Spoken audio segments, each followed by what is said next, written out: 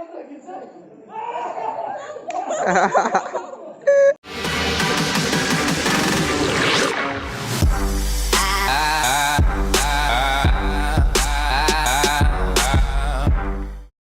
guys, welcome to my channel. It's me Together Dewan.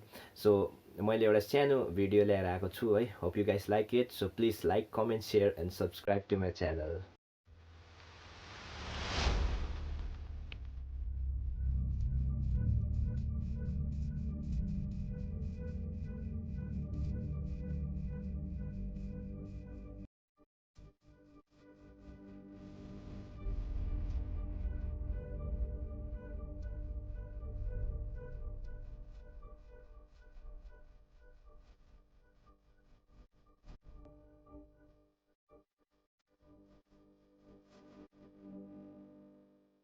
र हामी HMI चाहिँ किन गएको भन्दाखेरि चाहिँ हामी डिजास्टर म्यानेजमेन्टको ट्रेनिङमा गएको है.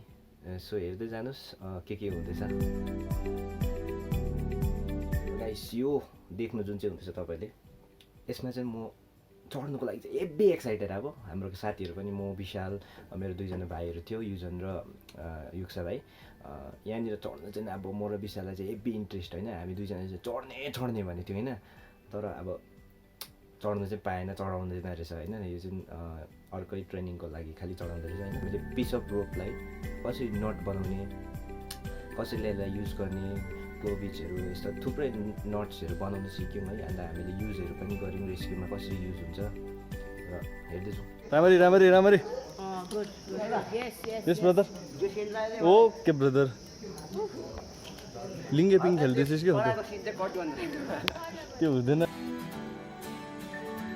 ल त्यो तान त्यो ठेल्नु हुँदैन है.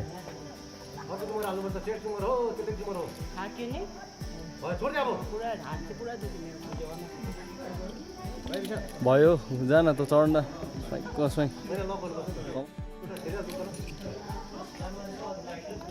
ल यस यस यस यस त चढ्न छ है पहिला.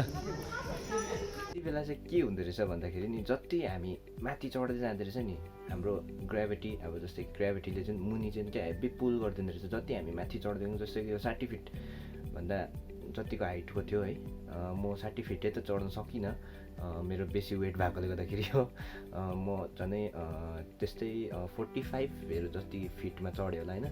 त्यति माथिबाट चढ्दाखेरि चाहिँ क्या ओह्रालो चाहिँ अब हेभी वेटले तानेको जस्तो हुँदो रहेछ. सो हेर्दै जानु.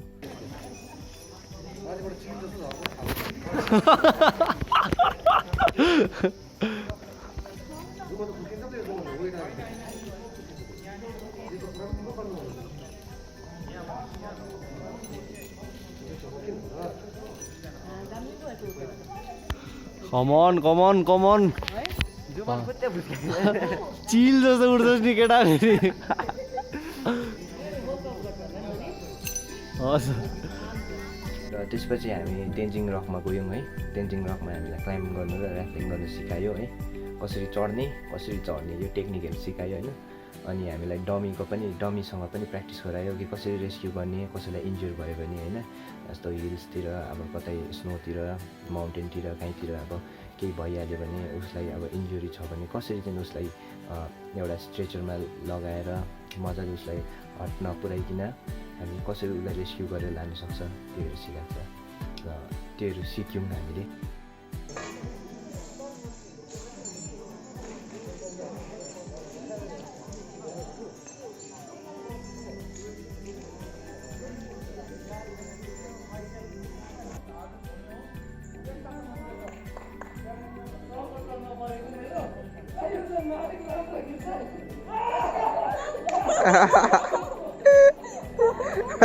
यति बेला चाहिँ के भएको थियो भन्दाखेरि चाहिँ मलाई चाहिँ नि चुक्क हुन्छ नि क्या मुनिबाट.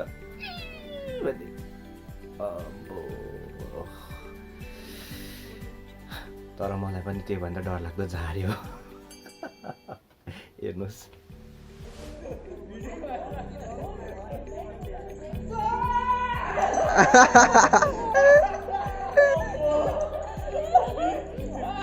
Thank you so much for watching this video.